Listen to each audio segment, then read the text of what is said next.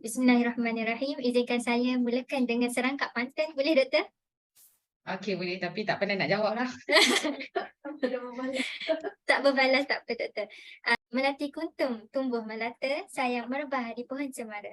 Assalamualaikum, mulanya kata saya sembah pembuka bicara. Assalamualaikum warahmatullahi wabarakatuh. Kita mulakan sesi pagi ini dengan Ummul Kitab Al-Fatihah. Amin amin ya rabbal alamin. Bagi memberkati lagi sesi kita pada pagi ini, saya menjemput saudara Muhammad Hazim bin Yamin untuk membacakan doa.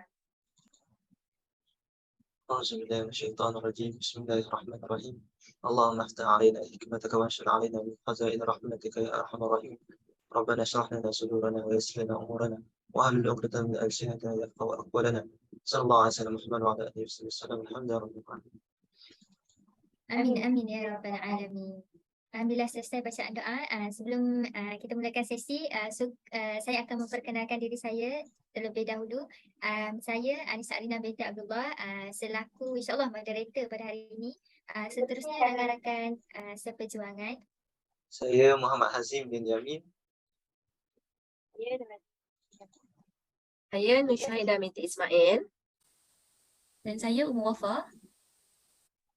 Baik, terima kasih buat rakan-rakan. Baiklah, tidak kenal maka tidak Cinta. kasih. Sayang. Bukan sayang, tapi tidak kenal maka kita ta'aruf. Jadi pertama sekali saya akan memperkenalkan dahulu tetamu jemputan pada hari ini, datang jauh dari utara. Itu Dr. Malini seperti yang kita dapat lihat. Assalamualaikum Doktor, selamat pagi. Waalaikumsalam. Panggil Marlini saja, tak payah doktor. Itu lebih santai. Boleh Doktor? Boleh. Panggil kakak pun tak apa. Cikgu pun boleh. Boleh, cikgu boleh cikgu. Cikgu sihat? Alhamdulillah sihat. Tapi ya, biasalah sekarang musim kan. Boleh tak saya nak tahu dari UM kan? Tapi dari year berapa ke, semester berapa? Untuk modul apa ni? Kami daripada Diploma Pendidikan. Cikgu. Oh, diploma pendidikan. Oh, tak, bakal cikgu juga? InsyaAllah. Oh, semester 1. InsyaAllah. Okey. Raut tu dah ada dah. Tu raut cikgu tu dah ada dah. InsyaAllah. Amin. InsyaAllah. Terima kasih cikgu. Okey, pertama sekali saya akan memperkenalkan dulu biodata cikgu. Cikgu kita pada hari ini nama penuh cikgu. Boleh memperbetulkan cikgu kalau ada salah. Tak apa. Nama pun santai kan? Betul. Nama penuh cikgu adalah Malini binti Mansur, berasal dari Kedah dan memegang jawatan sebagai Pegawai Perkhidmatan Pendidikan. Berkhidmat, kalau salah mau betulkan berkhidmat di Kolej Vocasional Seberang Perai, betul Doktor?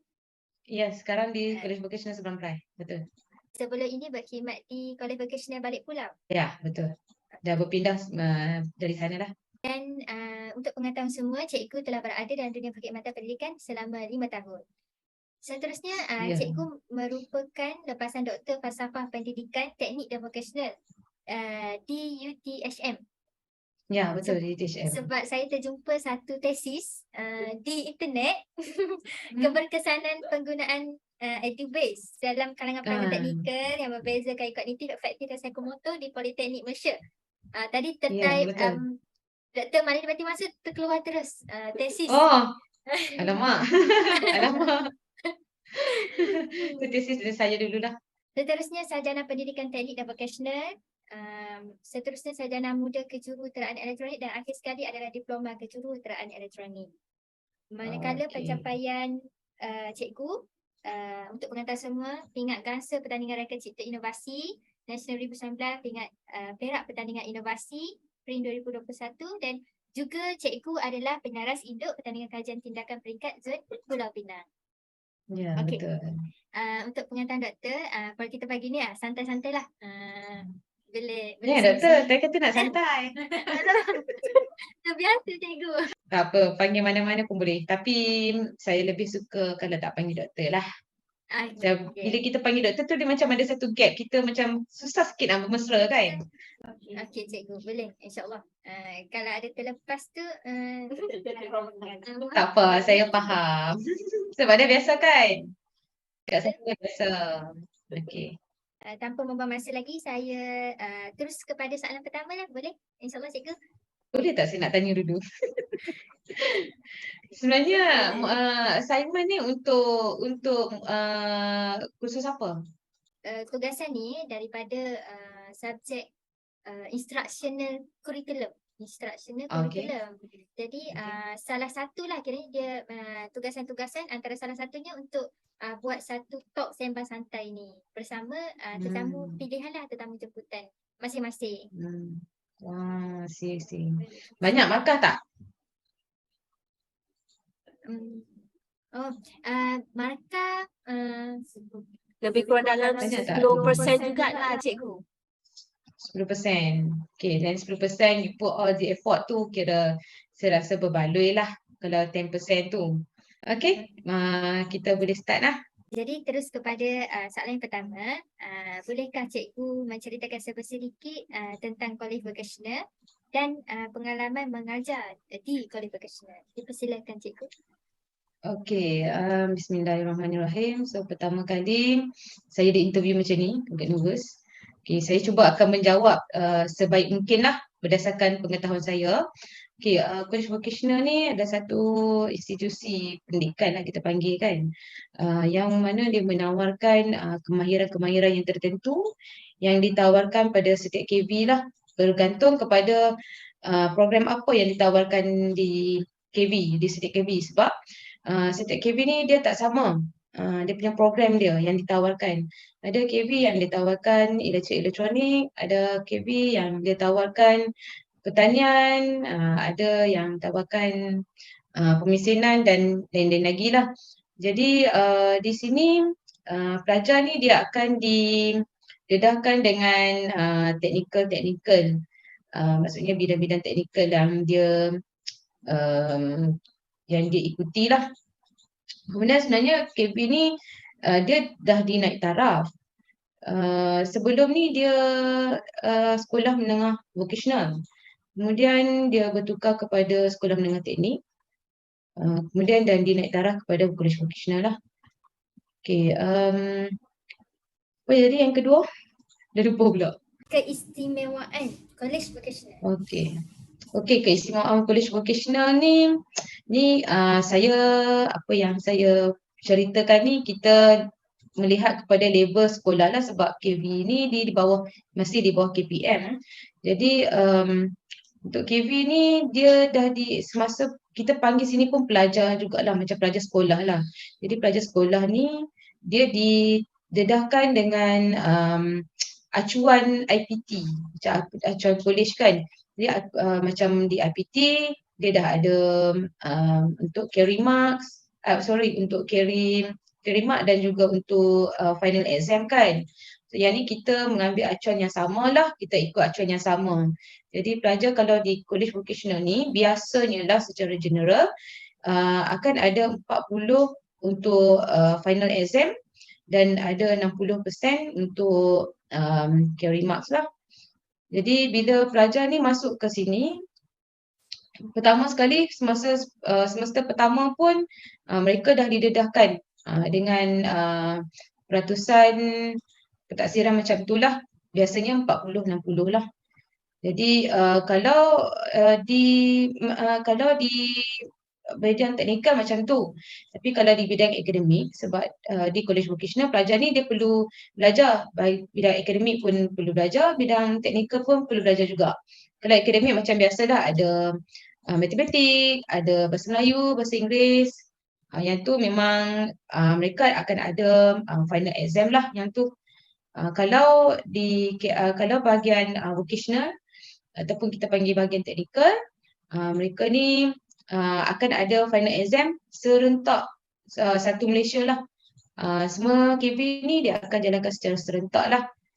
Dia punya, bila kita sebut tentang pelajar KV ni, kalau dia dah sambung belajar kan, jadi dia dah tahu dah macam mana dia punya pembelajaran tu. Dia sama je dengan universiti. Jadi bila mereka ni dah masuk ke universiti kan, mereka dah tak macam terkejut lah. Tiba-tiba ada assignment, tiba-tiba ada quiz, ada ujian. So itulah yang menjadi keistimewaan pelajar ni bila dia sambung belajar.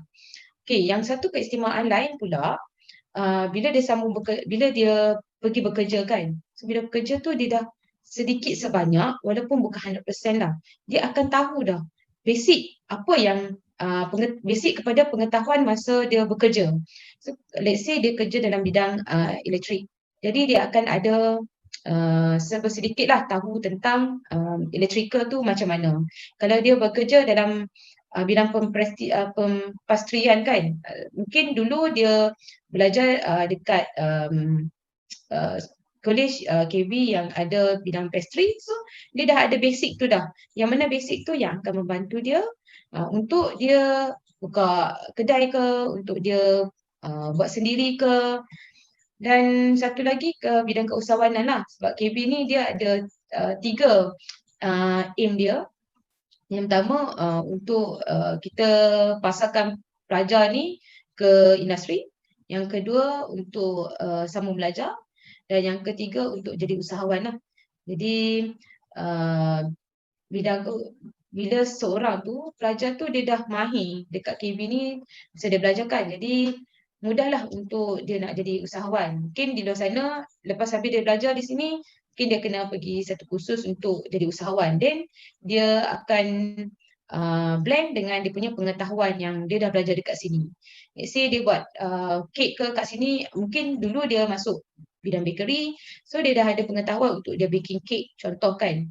Jadi untuk dia jadi usahawan tu, mungkin dia kena belajar sikit lagi macam mana usahawan, dan dia boleh blendkan dengan dia punya pengetahuan dia, macam mana kita nak buat kek yang sedap, supaya dia boleh pasarkan dia punya produk dia.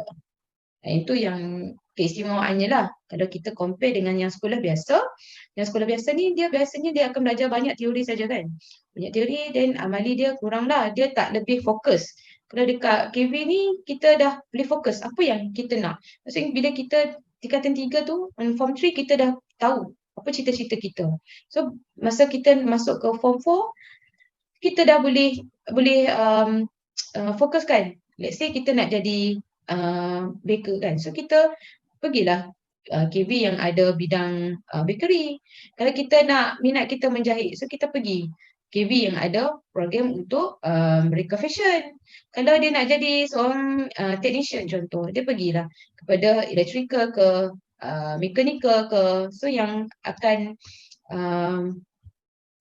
memfulfillkan dia punya cita-cita dia lah, berbanding pada sekolah biasa. Bukan kalau sekolah biasa ni tak bagus saja, tetapi di KB ni keistimewaan dia tu dia dah tahu dah, dia dah boleh fokus daripada awal lagi.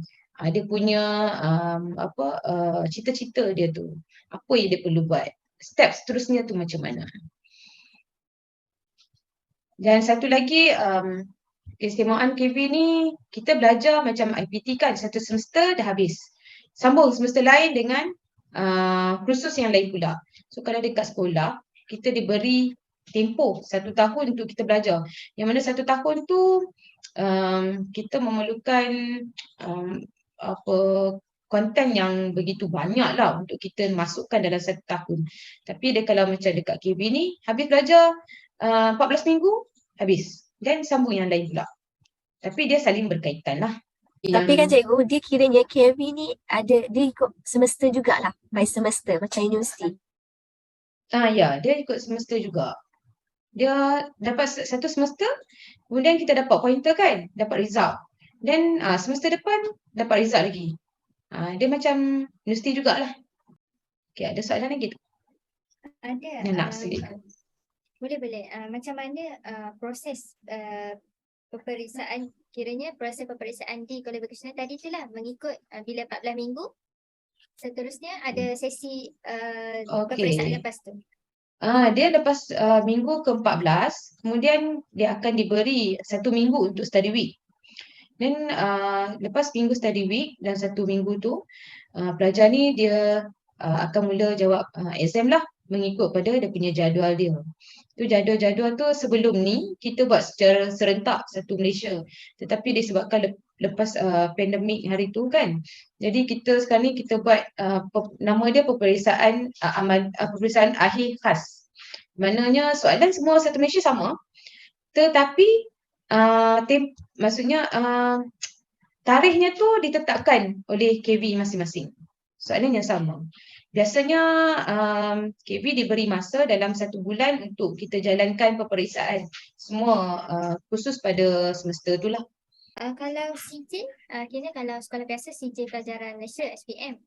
Kalau di college vocational, Okey, kalau di vocational, kita ada 2 peringkat. Satu, macam ni, kita di KV ni, kita ada 4 tahun.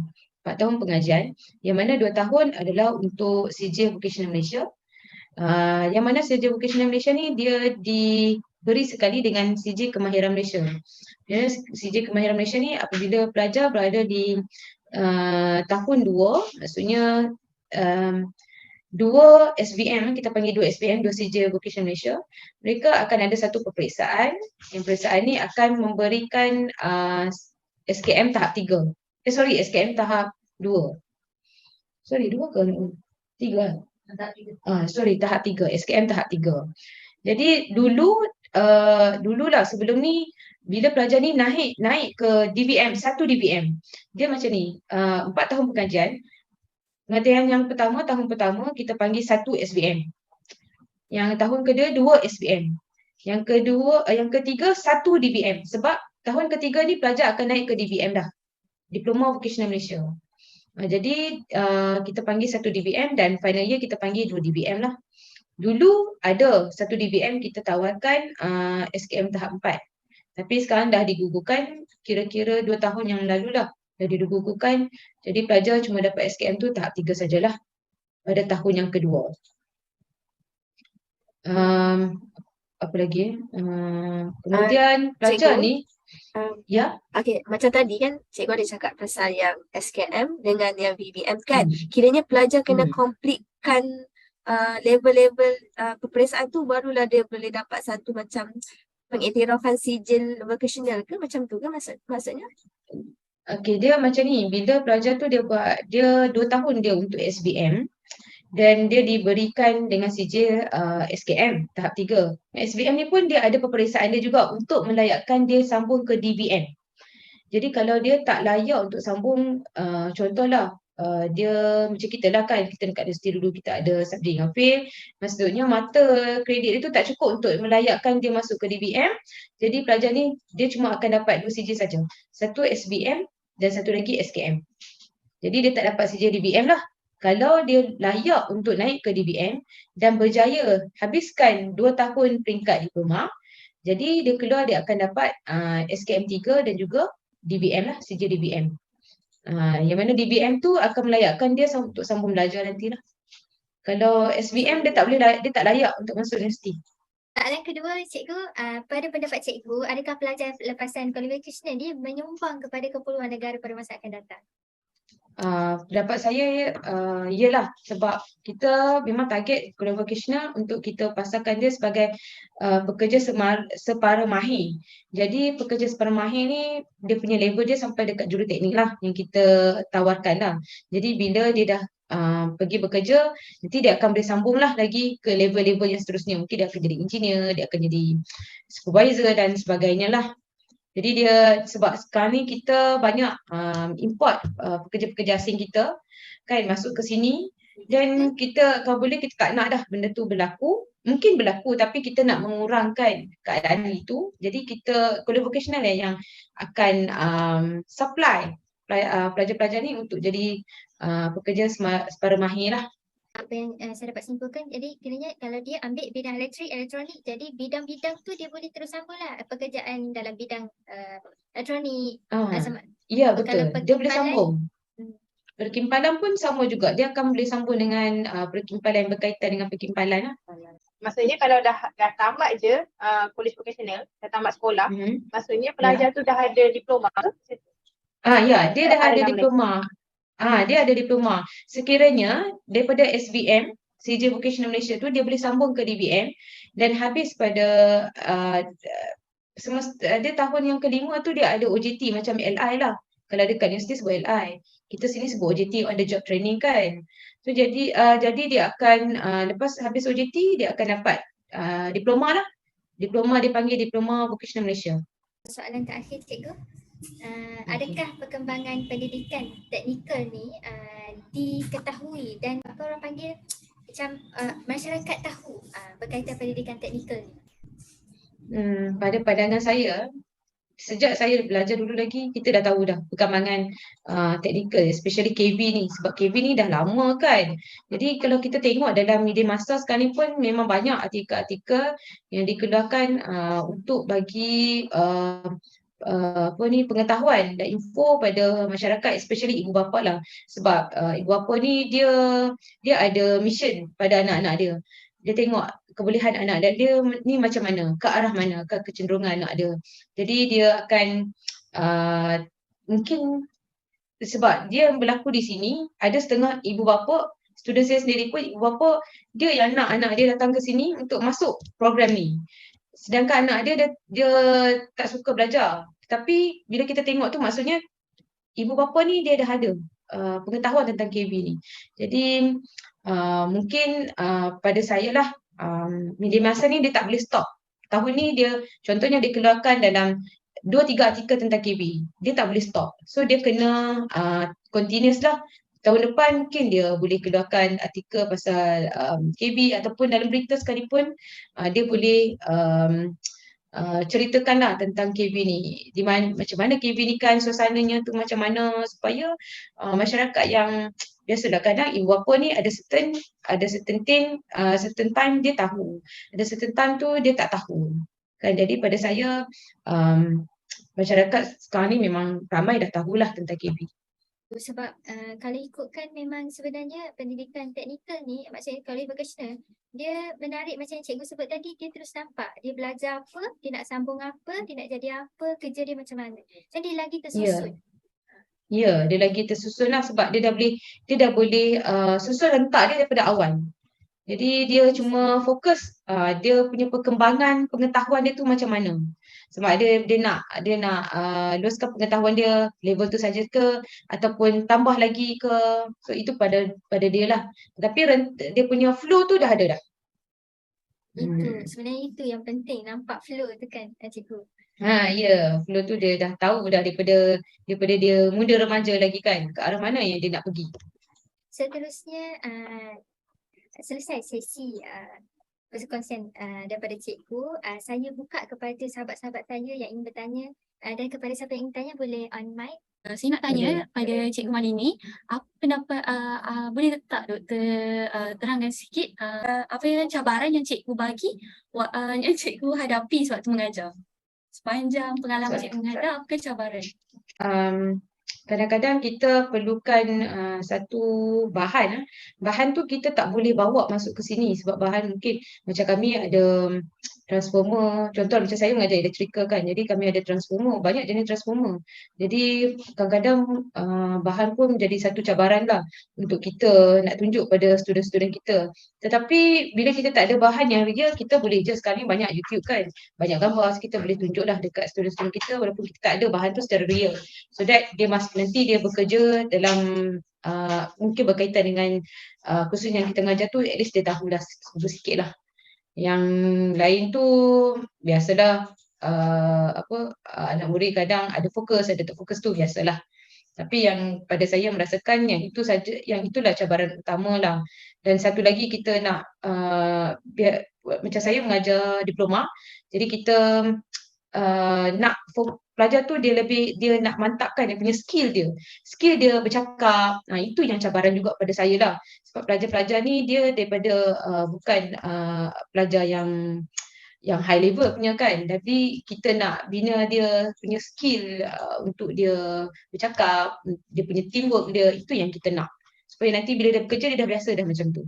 Dari segi keyakinan diri bercakap. Ya, betul. Terima kasih buat Ummu Wafa bertanya.